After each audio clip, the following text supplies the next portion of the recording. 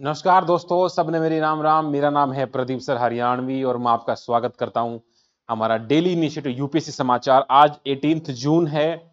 इसमें हम 5 news daily prelims के हिसाब से देखते हैं, एक एडिटोरियल के हिसाब से।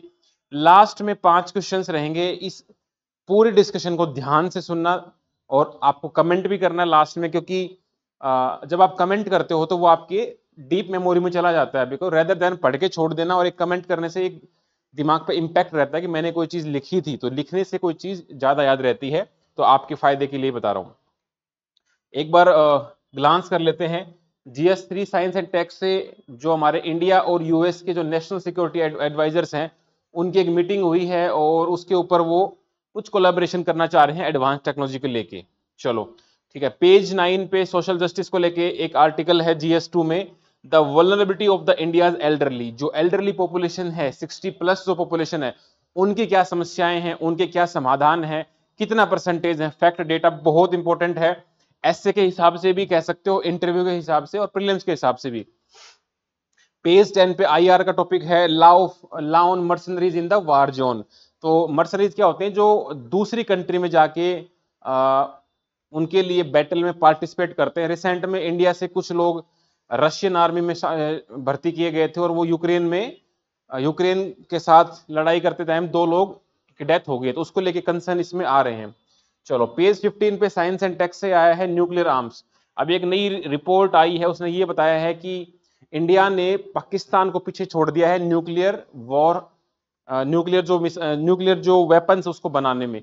90% जो रशिया और यूएसए के पास वेपन्स हैं, तो उसके बारे में अच्छा आर्टिकल है। इंटरव्यू में इस तरह के काम आते हैं कि प्रेजेंट कॉन्टेक्स्ट में न्यूक्लियर को लेके हमारी पॉलिसी क्या है। जैसे इंडिया की policy no first use policy है, तो इस तरह से एक अच्छा आर्टिकल है। और प्रीलिम्स के हिसाब से Gandhi Sagar wild life sanctuary news में है। इसकी लोकेशन आपको पता रहना चाहिए, ये एमपी में होता है। यहाँ पर अभी चीताज इंपोर्ट करने वाले हैं अफ्रीका से। पहले भी चीता मंगवाए गए थे, अफ्रीकन चीता थे जो, वो पहले कूनो नेशनल पार्क में आए थे, अब Gandhi Sagar wild life sanctuary के अंदर आ रहे हैं। तो अभी थोड़ा सा माहौल गर्मी का है, गर्मी जैसे ही कम होगी इनको लाया जाएगा। तो इसके रिगार्डिंग इनका क्या स्टेटस है, चीता का, एशियाटिक चीता का स्टेटस क्या है, अफ्रीकन चीता का स्टेटस क्या है, ये कौन सी कैटेगरी में आते हैं, और सब कुछ इसके बारे में हम जानेंगे। फिर आज का हमारा जो एडिटोरियल है वो है the last continent must remain A pristine wildness. Antarctica जो आइलैंड है, सॉरी आइलैंड कह रहा हूं कि कॉन्टिनेंट है, तो अंटार्कटिका के ऊपर पिछले 2023-24 में करीबन 1.25 लाख लोग वहां पर एज ए टूरिस्ट गए हैं। तो ये चिंता का कारण बन गया है कि इतने लोग वहां पे जा रहे हैं, और अंटार्कटिका एक बहुत ही फ्रेजाइल इकोसिस्टम है। वहां पर जो नेचर है उसको डिस्टर्ब करने की पूरी पूरी कोशिश की जा रही है, बिकॉज लोगों को एडवेंचर करना है। तो जहां पर भी टूरिस्ट जाते हैं तो उनके हिसाब से वहां पे जो नेचुरल इकोसिस्टम है वो डिस्टर्ब होता है, बाहर से इनवेजिव स्पीसीज आने का डर रहता है। तो उसको लेके बहुत अच्छा आर्टिकल है। इंडिया का इसमें स्टेटस क्या है, बिकॉज रिसेंट में जो मीटिंग हुई थी अंटार्कटिका को लेके वो इंडिया में हुई थी, कोच्चि केरला में। तो इसलिए इंडिया क्या स्टैंड है वो हम देखेंगे। और आज मैप में हम देखेंगे major river of the world, जिसमें नाइल है, उसके बाद अमेजोन है, मिसूरी मिसिसिपी है, यांगजे है। ये 4 बड़ी रिवर्स हैं वर्ल्ड की। तो ये कहाँ से स्टार्ट होती है, कहाँ खत्म होती है, ये आपके एटलस में मार्क होना चाहिए। कल मैंने आपको एक वीडियो अपलोड किया था जिसमें मैं बताया था नोट्स कैसे बनाए। मैं साथ साथ बताते हुए चलूंगा कौन सा आर्टिकल प्रीलिम्स का है, कौन सा आर्टिकल मेंस का है, कौन सा एटलस में डालना है। चलो स्टार्ट करते हैं। पहला हमारा आर्टिकल है कि जो हमारे नेशनल सिक्योरिटी एडवाइजर्स हैं, जैसे हमारे तो सर अजीत डोवाल सर हैं, और अमेरिका के जो हैं वो हैं जेक सुलिवन। तो एक मीटिंग हुई हम दोनों देशों के बीच में, किसको लेके? आईसीईटी। एक डायरेक्ट प्रीलिम्स में टर्म आ सकती है, इसका मतलब क्या है? Initiatives on critical and emerging technologies. तो इसको लेके 2 देशों के बीच में मीटिंग हुई है। इसका सबसे पहले इसका फुल फॉर्म पता होना चाहिए, initiative on the critical and emerging technology. देखो नाम से पता लग रहा है कि इमर्जिंग टेक्नोलॉजी मतलब जो इमर्ज हो रही है। कई बार क्या होता है प्रीलिम्स में, इस साल मेटावर्स पूछा गया यूपीएससी प्रीलिम्स 2024 में। तो इमर्जिंग टेक्नोलॉजी क्या होता है? मतलब AI, robotics, 5G, 6G, metaverse, ये इमर्जिंग टेक्नोलॉजीज हैं। ठीक है, ड्रोन्स। तो इसका एम क्या है? इसका एम यही रहता है आईआर में कि एक तो ग्लोबल ग्रोथ हो, उसके बाद दोनों देशों की जो इकोनॉमिक कंपिटिटिवनेस है वो इंप्रूव हो, और जो हमारा शेयर्ड नेशनल सिक्योरिटी है, वो इंटरेस्ट वो प्रोटेक्ट होना चाहिए, बिकॉज दोनों ही देश एक सबसे पुरानी डेमोक्रेसी है, एक सबसे लार्जेस्ट डेमोक्रेसी है, दोनों के बीच में कोलैबोरेशन होना बहुत जरूरी है। ठीक है, तो दोनों देशों के जो एनएसए हैं वो इसको मिलकर चलाएंगे, नेशनल सिक्योरिटी काउंसिल इसमें पार्टिसिपेट करेंगी। चलो अब हम किस किस चीज पर हम कोलैबोरेट करेंगे, ये जो पॉइंट होते हैं ये मेंस के लिए होते हैं।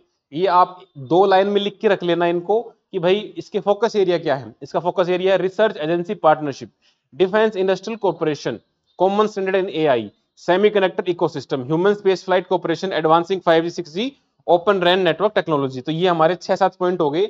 ये कीवर्ड आपको मेंस में डालने होते हैं। अंदर का जो लाइन है वो आप लिख लोगे, जैसे मान लो रिसर्च एजेंसी, ये आपको याद आ गया तो आप अंदर तो लिख ही सकते हो research collaboration on the new technology, collaboration area artificial intelligence. अब आपको यही वर्ड याद नहीं आया कि भाई common standard, semiconductor, human space, तो अंदर लिखना मुश्किल हो जाता है। तो ये कीवर्ड मेंस के हिसाब से एक छोटे से पेज पे आप लिख लेना। देखो सिग्निफिकेंस क्या है, सिग्निफिकेंस ये है कि हम दोनों देश आपस में कोलैबोरेट कर रहे हैं, और द पावर ऑफ एसोसिएशन, जब दो मजबूत चीजें बन जाती हैं तो तीसरी एक एक आइडेंटिटी उभर के आती है जो दोनों से बेहतर होगी।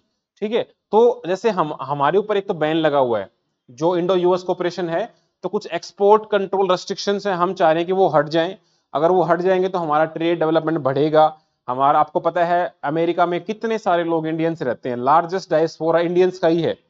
कनाडा में आप देखो, अमेरिका में आप देखो, कनाडा में वहां का डिफेंस मिनिस्टर सरदार जी हैं। तो आप इमेजिन करो कि इन दोनों देशों के बीच में कितना हमारे इतने सारे लोग वहां काम कर रहे हैं, वहां से रेमिटेंस आते हैं, इंडिया नंबर 1 पे है रेमिटेंस लेने में। तो भाई हमारा मिसट्रस्ट कम होगा, एक दूसरे में हम इन्वेस्ट करेंगे टेक्नोलॉजीज में, क्वांटम कंप्यूटिंग, एआई, स्पेस, है ना। तो इस तरह से ये होगा। तो infrastructure, civilian space project, lunar exploration, तो दोनों ही मजबूत देश हैं। अगर दोनों एक साथ काम करेंगे तो कुछ बेहतर निकल के आएगा। हम दोनों ही एक ही दिशा में जा रहे हैं।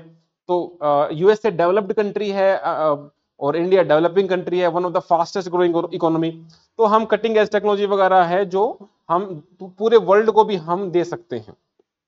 चलो अगला आर्टिकल हमारा एल्डरली पॉपुलेशन का, तो ये बहुत इंपॉर्टेंट है। इसके रिगार्डिंग एक एक्ट बनाया गया 2007 में, maintenance and welfare of parents and senior citizen 2007। ये एक्ट बनाया गया, इसमें ये कहा गया जो 60 ईयर से जो ऊपर है वो सीनियर सिटीजन में आते हैं। अगर हम बात करें पूरे वर्ल्ड की, तो टोटल वर्ल्ड के जो 8वां हिस्सा है एल्डरली पॉपुलेशन का वो इंडिया में रहता है। 2011 सेंसस की माने तो हमारे देश में करीबन 104 मिलियन रह रहे थे, और परसेंटेज में देखें तो 8.5%। 1951 में 5.5% तक कितना बढ़ गया। मोस्टली आप देखोगे तो 71% जो एल्डरली पॉपुलेशन है वो गांव में रहती है, बिकॉज शहरों में एल्डरली पॉपुलेशन के लिए बहुत कम एवेन्यूज हैं। शहरी लाइफ बहुत तेज होती है, जैसे नाइट लाइफ है, फास्ट फूड है, या कंजस्टेड स्पेस है। तो एल्डरली पॉपुलेशन वहां पे नहीं रहना पसंद करती है, लोनलीनेस महसूस करते हैं, तो गांव में रहना पसंद करते हैं जहां पे उनके जैसे लोग बैठते हो, लाइफ थोड़ी स्लो चल रही हो, देसी खाना हो, शुद्ध हवा हो, इस तरह से ना। तो 31% हमारे 29% पॉपुलेशन वो अर्बन में रह रही है। और अभी अगर 2022 की बात करें तो हमारे पास 10.5% जो है एल्डरली पॉपुलेशन रह रही है इंडिया में। ठीक है, मतलब टोटल हमारी इंडिया की टोटल पॉपुलेशन का 10.5% एल्डरली है। 2050 तक ये डबल हो जाएगी। तो हमारे सामने भी एक नया चैलेंज आएगा अगले 20-30 साल में, जो आज जापान के सामने है, जो आज इटली के सामने है। उनकी पॉपुलेशन कम हो रही है, मतलब यंग पॉपुलेशन, एल्डरली बढ़ रहे हैं। तो ये भी एक इंडिया के लिए चैलेंज रहेगा। तो अब देखो ये तो फैक्ट हो गए, ये फैक्ट पता रहना चाहिए प्रीलिम्स के लिए, मेंस के लिए भी, इंटरव्यू के लिए भी। अब एल्डरली पॉपुलेशन को क्या प्रॉब्लम आती है? प्रॉब्लम क्या आती है? एक तो देखो इनके पास इनकम नहीं होती, बिकॉज 60 के बाद रिटायर हो जाते हैं और इनको नौकरी मिलती नहीं। तो 43% जो एल्डरली है बेचारे कुछ भी नहीं कमाते हैं, और 22% जो ऐसे हैं साल के 12,000 भी नहीं कमा पा रहे, मतलब महीने का 1,000 भी नहीं कमा पा रहे हैं। तो इससे बढ़िया तो हरियाणा में ही है, महीने का कम से कम 3,000 मिलता है, तो 36,000 तो उनको सरकार वैसे ही दे रही है। लेकिन हर जगह इतनी पेंशन नहीं है। अब इनकी हेल्थ केयर का इशू, बुढ़ापे में ज्यादा हेल्थ केयर प्रॉब्लम होती है, तो उनको ज्यादा उससे वो सफर करते हैं। हाउसिंग फैसिलिटी इनके पास है नहीं, ओल्ड एज या डे केयर वगैरह जितना उनको चाहिए उसकी बहुत कमी है। हेल्थ केयर अगर हम देखें तो भाई 20% के पास तो मेंटल हेल्थ इश्यूज हैं, 75% क्रोनिक डिजीज जूझ रहे हैं, विजुअल इंपेयरमेंट है, मतलब बुढ़ापे में सब कुछ ही आ जाता है, दिखना बंद हो जाता है, कान से सुनना बंद हो जाता है, लोकोमोटिव डिसेबिलिटी आ जाती है, या डायबिटिक हैं या कुछ भी मतलब प्रॉब्लम आ रही है उनको, ठीक है। इस हिसाब से सोशल चैलेंज क्या है, तो सोशल बॉन्ड जो है अर्बन एरियाज में खासकर बूढ़े लोगों से कोई बात करना पसंद नहीं करता है, उनके ग्रुपिंग्स में नहीं होते हैं। एल्डरली क्या होता है कि घर पे बेचारे लोनलीनेस आ जाता है, डिप्रेशन आ जाता है, कनेक्शन बच्चे फील नहीं करते। एल्डर जो अब्यूज है उनको मार पीट के घर पे रखते हैं, फिजिकल, सेक्सुअल, साइकोलॉजिकल भी, और फाइनेंशियल अब्यूज तो हो ही रहा है। उनको पैसे वगैरह कुछ सरकार देती है, वो बच्चे निकाल लेते हैं, उनकी पेंशन का या पीएफ का फंड वो निकाल लेते हैं, आइसोलेशन में, लोनलीनेस में चले जाते हैं, बिकॉज उनके पास ज्यादा एवेन्यूज नहीं होते। तो उनके लिए क्या करना है, साइकोलॉजिकल प्रॉब्लम है, पावरलेसनेस, इन्फेरिटी, डिप्रेशन, यूजलेसनेस, तो ये उनको आता ही है। बहुत सारे बूढ़े लोग ऐसे लगते हैं कि भाई मैं बोझ हूं, मुझे चले जाना चाहिए। अगर डिजिटल इंफ्रास्ट्रक्चर की बात करें तो भाई डिजिटल इनलिटरेसी है, डिजिटल डिवाइड आता है, क्योंकि सब कुछ मोबाइल से होने लग गया। उन बेचारों को अपने जमाने में उन्होंने कभी मोबाइल चलाना सीखा नहीं, तो वो काफी प्रॉब्लम फेस करते हैं। तो इसके लिए हम बच्चों के साथ कम्युनिकेशन गैप आ जाता है। आप हमेशा बोलते हैं कि क्या बोलते हो, जनरेशन गैप बोल देते हैं कि हम उनके आइडियाज, उनके उनके थॉट्स हम नहीं मानते, जो जो यंग पॉपुलेशन है, खास करके जो जेन जी टाइप के लोग हैं वो। अब बात ये आती है, मैं हमेशा कहता हूं कोई भी टॉपिक हो उसकी प्रॉब्लम्स के साथ साथ उसके सॉल्यूशन भी आपको पता रहना चाहिए। अब गवर्नमेंट क्या कर रही है, गवर्नमेंट ने भाई अंत्योदय अन्न योजना चलाया, जिसमें सब्सिडाइज फोन देते हैं गरीबों को और एल्डरली को। इसके बाद प्रधानमंत्री वाय वंदना योजना चलाई, जिसमें इंश्योरेंस स्कीम दिया सीनियर सिटीजन को। वरिष्ठ पेंशन बीमा योजना, ये भी एल्डरली के लिए, नाम से पता लग रहा है, वरिष्ठ मतलब ओल्ड ओल्ड हो गया, पेंशन मतलब पेंशन हो गई उसकी, नाम से पता लग रहा है, बीमा है मतलब इंश्योरेंस बड़ा है। Indira Gandhi national old age pension scheme, तो ये तो आपको पता ही है कि कुछ फिक्स अमाउंट में पेंशन देनी होती है। इसमें अलग अलग जो स्टेट हैं वो अपने हिसाब से रखते हैं, हरियाणा में 3,000 कर रखी है इस स्कीम के तहत। इसको ओल्ड एज सम्मान ऐसा कुछ नाम भी बोलते हैं इसको, फाइनेंस असिस्टेंस देते हैं। जीवन प्रमाण में है, आपको ना आपको डिजिटली ही वेरीफाई कर देते हैं, लाइफ सर्टिफिकेट पहले जाना होता था, सर्टिफिकेट वगैरह, अब आप थंब रखो और आपका 1 साल के लिए आप जिंदा हो, इस तरह का एक डिजिटल सर्टिफिकेट मिल रहा था, आपकी पेंशन वगैरह आती रही। अटल पेंशन योजना है, आपको पता ही रहेगा, इसमें आप कंट्रीब्यूट कर सकते हो, बेस्ड ऑन योर कंट्रीब्यूशन आपको पेंशन मिलेगी। प्रधानमंत्री सुरक्षा बीमा योजना, आपका एक्सीडेंटल या डिसेबिलिटी हो जाती है, उसमें आपको पैसा मिलता है। सीनियर सिटीजन की सेविंग स्कीम्स हैं, उनको ज्यादा पैसे मिलते हैं अगर वो सेविंग में डालते हैं तो। अब वे फॉरवर्ड क्या है, ये तो देखो गवर्नमेंट कर रही है, और हम क्या कर सकते हैं, और हम कोलैबोरेशन कर सकते हैं। ओल्ड एज के लिए अलग से जो स्कीम चल रही है उसको हम डिफरेंट डिफरेंट मिनिस्ट्रीज का कोलैबोरेशन हो सकता है। ओल्ड एज के लिए हम स्पेशली कोर्स लॉन्च कर सकते हैं, जो जो इस फील्ड में आना चाहते हैं, मतलब ओल्ड एज जो होम्स हैं या डे केयर हैं, वहां पर हम काफी इन्वेस्टमेंट कर सकते हैं। बिकॉज ओल्ड एज पीपल हैं वो एक एसेट है, ना कि लाइबिलिटी। उनके पास एक्सपीरियंस है, उनके पास स्किल भी है जो उन्होंने अपने जमाने में सीखी होगी। तो रेगुलर फीडबैक लें, पहला तो यही है, जो नेशनल पॉलिसी है उसको हम कोलैबोरेट करें, टाइम टाइम पर फीडबैक लेते रहें, प्रोग्राम डिजाइन करते रहें। जो सीएसआर वगैरह है या कम्युनिटी बेस्ड ऑर्गेनाइजेशन से पैसा आता है उसको हम यूटिलाइज करें। जो पंचायती राज है उसको हम स्ट्रेंथन करें कि गांव वगैरह में भाई इनका मेजर रोल रहता है, तो उनकी लाइफ को लेके, ठीक है। प्राइवेट सेक्टर को एनकरेज करें, वो भी पार्टिसिपेट करें एल्डर केयर में, ठीक है। इनको सपोर्ट वगैरह चाहिए, माइक्रो लेवल पे स्टडी कराना चाहिए। तो ओवरऑल आप भी इसके अलावा और भी सारे पॉइंट हो सकते हैं एल्डरली पॉपुलेशन के लिए क्या हो सकता है। इसमें डिजिटल टेक्नोलॉजी यूज हो सकती है, सुनाई नहीं देता है तो उनके लिए डिवाइसेस हो सकते हैं, दिखता नहीं है तो उनके लिए फ्री कैंप लगाए जाते हैं, आंखों के उनकी आंख बना दी जाती है, ठीक है, इस तरह से। चलो, ये मर्सरी वाला आर्टिकल है, इसको मैं करेक्शन बताता हूँ। हुआ क्या कि मर्सनरी क्या होता है, जब कोई इंसान दूसरे देश में जाके लड़ाई लड़ता है जो खुद का देश भी नहीं है, और वो किस लिए जाता है, not for the patriotism, nationalism, for the personal gains. उसे पैसा मिलता है, अच्छी पेंशन या अच्छी सैलरी, या शहीद होने पे अच्छा खासा पैसा देने का वादा किया जाता है, या सिटीजनशिप का। तो हुआ क्या कि यूक्रेन रशिया वॉर चल रहा है, और इंडिया से कुछ प्राइवेट एंटिटीज इंडियंस को प्रलोभन देके कि भाई तुम रशिया में जाओ, और रशिया में जाके तुम्हें वहां की सिटीजनशिप मिलेगी। और इंडिया का जो यूथ है उसका बहुत प्यार है रशिया से, ठीक है, रशियंस को बहुत पसंद करते हैं वो। तो वहां जाके उन्होंने भर्ती कर लिया, और अब उनको पता लगा कि यूक्रेन के साथ वॉर लड़ी जा रही है, 2 उसमें मर भी गए हैं। तो हमारी जो मिनिस्ट्री ऑफ एक्सटर्नल अफेयर्स है उसने चिंता जताई है कि भाई आप वहां पे जा रहे हो तो बड़ा कोशियस होके जाओ, इंडिया गवर्नमेंट इसको सपोर्ट नहीं करती है, वहां जाके तुम मर गए तो तुम्हें शहीद का दर्जा भी नहीं मिलेगा, और इंडिया उसके लिए जिम्मेवार नहीं है। तो कुछ लोग हैं जो झूठे वादे करके उनको वहां भेज रहे हैं, और वहां मरने के लिए भेज रहे हैं बेसिकली, अगर मैं सिंपल शब्दों में कहूं तो 2 की डेथ हुई रिसेंट में। तो वहां पर वो रशियन आर्मी के द्वारा रिक्रूट किए गए, ठीक है। असल में वो लेबर ट्रैफिकिंग रैकेट चला रहे हैं, उनको जबरदस्ती भेज दे रहे हैं वहां, फिर कोई ऑप्शन रहता नहीं है, तो मरो या मारो। तो वो सोचते चलो अब और कोई ऑप्शन है ही नहीं। तो हमारा जो मिनिस्ट्री ऑफ एक्सटर्नल अफेयर्स है वो क्या कह रहा है, उसने एक प्रेस नोट जारी किया और ये बताया कि भाई be cautious while the employment opportunity, Russia में आप जा रहे हो तो थोड़ा सा कॉशियस रहो, अपना देख दाख के जाना भाई।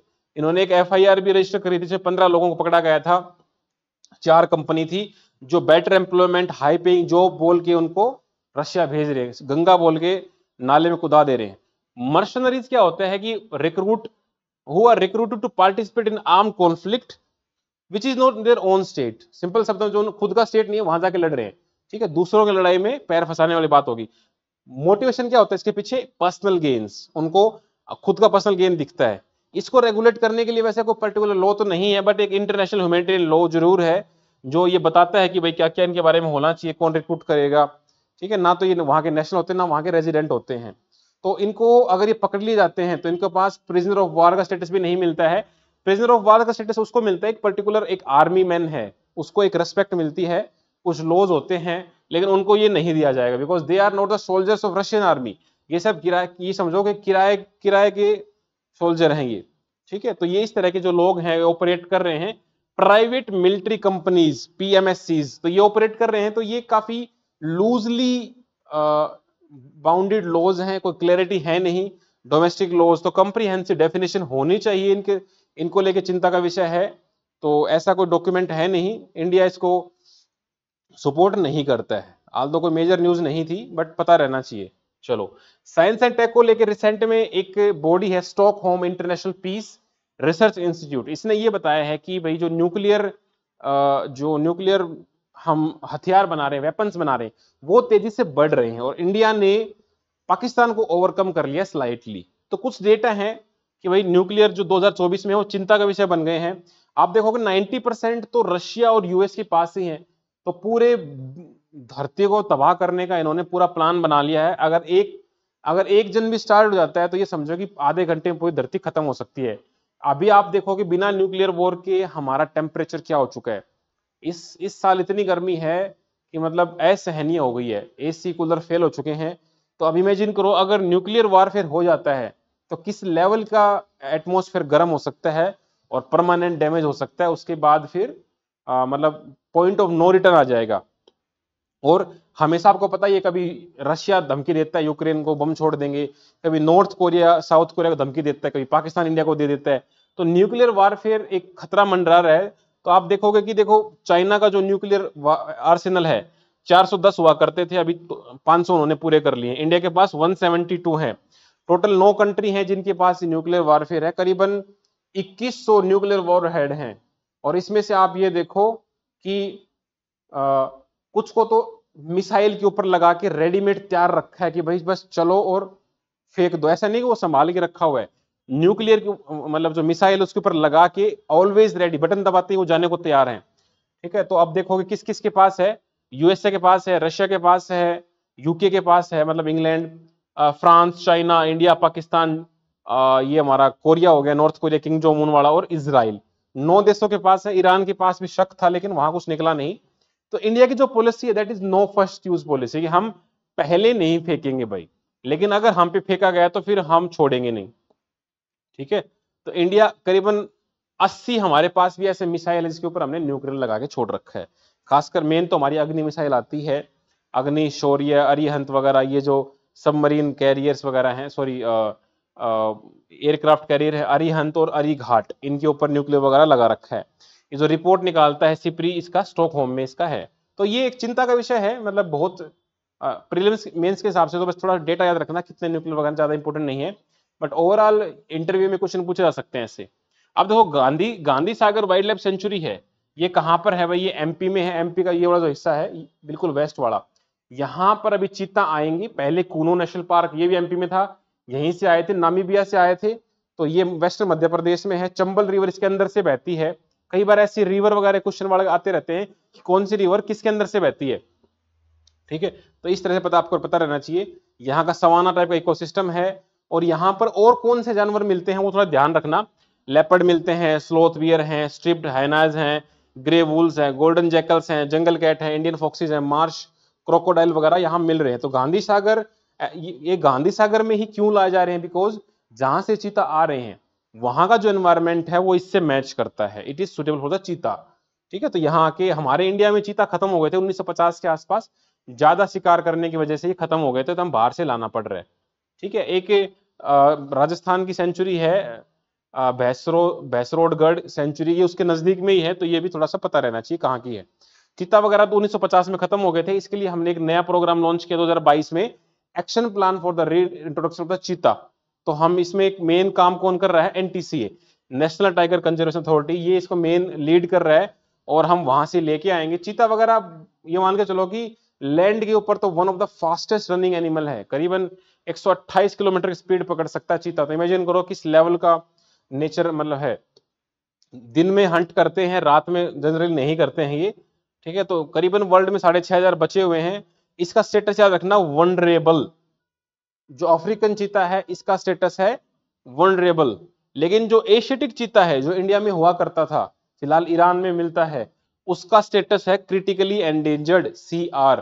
ये बहुत इंपॉर्टेंट फैक्ट है। आज का हमारा जो एडिटोरियल है ये क्या कहता है, इसमें ये कहा गया है कि भाई जो अंटार्कटिका पे टूरिज्म बढ़ रहा है वो चिंता का विषय है भाई। तो रिसेंट में एक मीटिंग हुई थी, इसका नाम था Antarctic treaty consultative meeting, ATCM। ये 46 वाली मीटिंग थी, कहां हुई है, कोच्चि केरला में। पता रहना चाहिए, जो भी इंडिया में होती है उसके बारे में पता रहना चाहिए। मेन मुद्दा क्या है, अंटार्कटिका टूरिज्म। इसको मैं आपको ना क्रक्स बता देता हूं, आप इसको पढ़ना अच्छे से, मैंने हाईलाइट भी करके दिया है। इसका क्रक्स ये है कि 2023-24 में more than 1 lakh people tourism के लिए अंटार्कटिका पे पहुंच गए हैं। ठीक है, अब चिंता का विषय ये है कि वहां का जो एनवायरमेंट है, इकोसिस्टम है, वो बड़ा फ्रेजाइल है। ठीक है, हर साल जो ग्लेशियर्स है वो मेल्ट हो रहे हैं, जो पोलराइज जमी हुई है वो मेल्ट हो रहे हैं, वहां पे भी गर्मी बढ़ रही है, जो पोलर बियर वगैरह हैं वो भी उससे पीड़ित हैं।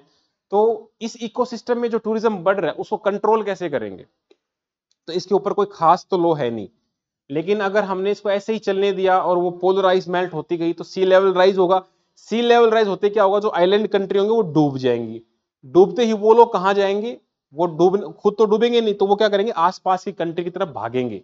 उनको बोलते हैं एनवायरमेंटल रेफ्यूजी। अब मान लो मालदीव डूबेगा तो वो कहां आएंगे, इंडिया में आएंगे, श्रीलंका में जाएंगे। यहां आने के बाद क्या करेंगे, यहाँ के लोग उनको पसंद नहीं करेंगे क्योंकि बाहर से आए हैं, उनका खान पान, उनका बोलचाल, यहाँ की एम्प्लॉयमेंट, वो कम पैसे में काम करने को तैयार होंगे, चोरी चकाटी भी करेंगे। ठीक है, जैसे सेम इशू किसके साथ हुआ था, रोहिंग्या मुस्लिम के साथ हुआ था, जो म्यांमार से भगा दिए गए थे, वो बांग्लादेश में चले गए, इंडिया में चले गए। तो ऐसे ही एक बहुत बड़ा कैटास्ट्रोफिक इंपैक्ट आ सकता है, तो उसको लेके ये सारा डिस्कशन था। लास्ट में ये आया कि देखो भाई प्रॉब्लम क्या, इकोसिस्टम फ्रेजाइल है, बाहर से इन्वेजिव स्पीसीज आ सकती हैं, क्लाइमेट चेंज बढ़ सकता है, मेराइन पोल्यूशन हो रहा है, जो शिप वगैरह आती हैं वो आसपास के जो पानी है एकदम प्योर पानी है उसको खराब कर रही हैं। तो अब टूरिज्म भी बंद नहीं कर सकते, उससे काफी सारा रिसर्च डेवलपमेंट पे पैसा जाता है। इंडिया की भी 3 वहां पे रिसर्च स्टेशन है अंटार्कटिका में। ठीक है, एक हमारा आर्कटिक में है, हिमाद्री करके है, बाकी दक्षिण गंगा वगैरह साउथ में है, उनके नाम भी पता होना चाहिए। तो इस तरह से इस पूरे आर्टिकल का क्रक्स यही था कि अंटार्कटिका पे टूरिज्म करेंगे ना करें, कंक्लूजन यही निकलेगा, yes there should be a sustainable solution with the collaborative approach, multi prolonged approach, multi stakeholder approach। किसी भी चीज को बैन नहीं किया जा सकता, लेकिन उसको सस्टेनेबल मैनर में कंटिन्यू करना चाहिए। ये इस आर्टिकल का क्रक्स था, ऑल्दो ये मेजर टॉपिक नहीं है हमारे सिलेबस का, बट देखो जो कंक्लूजन होते हैं ना ये बहुत इंपॉर्टेंट होते हैं आपके आंसर को बैलेंस बनाने में। Sustainable future for Antarctic tourism requires a multi prolonged approach. ठीक है, stakeholders we can ensure Antarctica remain a pristine wilderness for generations to come while also recognizing the potential benefit of the responsible tourism। ऐसे conclusion हमेशा आपको help करेंगे अच्छे marks दिलाने में। एक ब्यूरोक्रेट जो होता है उससे एक्सपेक्ट किया जाता है कि वो हमेशा बैलेंस्ड कंक्लूजन ले, ना तो टूरिज्म को बैन कर दो ना टूरिज्म को फुली अलाउ कर दो। तो ये एक बैलेंस सॉल्यूशन था। आज हमारी मेजर रिवर्स हैं, पहली रिवर है नाइल रिवर, नील नदी। ये दुनिया की सबसे लंबी नदी है, ये देखो यहां से निकलती है, ये यहां से लेक तना से और एक लेक विक्टोरिया से।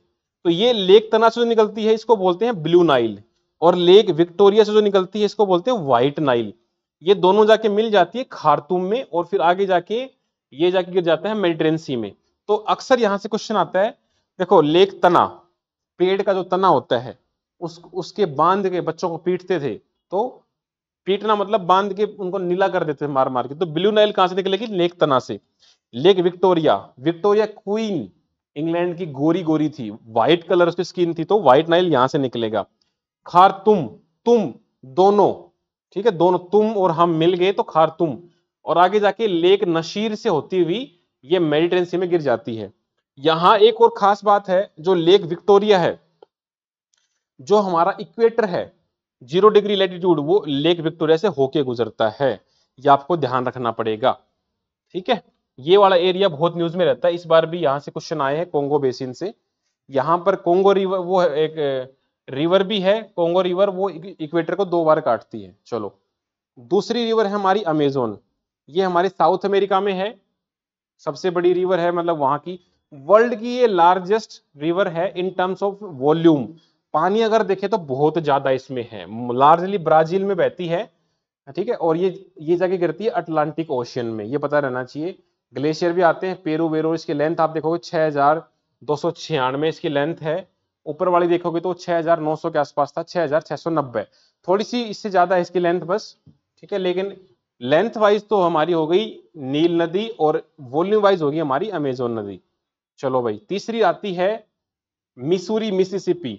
जो हमारा अमेरिका है, नॉर्थ अमेरिका जो कॉन्टिनेंट है, वहां से 2 रिवर हैं, एक है मिसूरी, एक है मिसिसिपी। ये दोनों मिलके गल्फ ऑफ मैक्सिको में गिरती हैं। ये एचसीएस के पेपर में आया था 2023 वाले में, अभी जो लास्ट एचसीएस होता उसके प्री में आया था। ये यहां गिरने से पहले ऐसे 3-4 मुंह बनाती है, उसको बोलते हैं बर्ड फुट डेल्टा। पेपर में पूछा हुआ था बर्ड फुट डेल्टा कौन बनाता है, मिसिसिपी ऑप्शन में था। बर्ड फुट क्या होता है? जो बर्ड मतलब पक्षी, उसका फुट, उसका जो पंजा होता है, उसमें 3-4 पंजे से निकले होते हैं। तो रिवर का मुंह भी ऐसे ही था। तो ये एक इंपॉर्टेंट क्वेश्चन था जो मैप से हो सकता था, अपने एटलस में इसको मार्क कर लेना। गल्फ ऑफ मैक्सिको में गिरती है ये जाके। इसके बाद आता है यांगजे रिवर, ये चाइना की सबसे लंबी रिवर है, ठीक है। और ये चाइना सी में जाके गिर जाती है, इसको चाइना सी को हम ईस्ट चाइना सी भी बोलते हैं। तो ये 3rd लार्जेस्ट, लॉन्गेस्ट तो है वर्ल्ड में, और किसी भी एक कंट्री के अंदर सबसे लंबी बहने वाली नदी में सबसे ये पहले आती है। इस रिवर के ऊपर एक डैम बना हुआ जिसका नाम है थ्री गोर्ज डैम। ये वर्ल्ड का सबसे बड़ा डैम है थ्री गोर्ज डैम, जो इस रिवर के ऊपर बना हुआ है, यांगजे रिवर, ठीक है। यांगजे रिवर याद रखना आप, ये रही यांगजे रिवर, शंघाई इसके आसपास ही है। चलो भाई, फिर रिवर है ओब, ये रशिया में है, जैसे येनिसे, ओब, ये रशिया की रिवर्स है, ये आप याद रखना, ठीक है, ज्यादा फेमस नहीं है। तो आज के हमारे 5 क्वेश्चन जो मैं आपसे पूछना चाहता हूं, ये आप सबको कमेंट करना है, ये आपके भलाई के लिए है, आप कमेंट करना, किसी दिन इन्हीं में से प्रीलिम्स के क्वेश्चन आएंगे। पहला क्वेश्चन है which is the longest river of world, सबसे लंबी नदी कौन सी है? जिसने पूरी वीडियो देखा होगा आराम से आंसर कर देगा।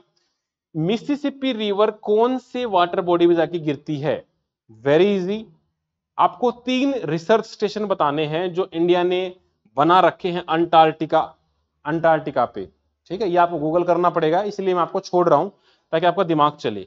चीता वर इंपोर्टेड फ्रॉम विच कंट्री, जब चीता इंट्रोड्यूस किए गए थे पहली बार, तब कौन सी कंट्री से हमने मंगवाए थे? लास्ट है, जो एशियाटिक चीता है उसका आयुसीएन स्टेटस क्या है? ठीक है, ये 5 क्वेश्चन आप आंसर करना। जो भी 5 आंसर सही करेगा, I will definitely give him heart. और आप रेगुलर देखते हैं तो आई होप आप इन क्वेश्चंस को धीरे धीरे करके ऐड कर रहे होंगे। और जब नेक्स्ट प्रीलिम्स आएगा हमारा एचसीएस का या यूपीएससी का, तो इनमें से बहुत सारी चीजें आपको हेल्प करने वाली हैं। तो that's all for today, thank you.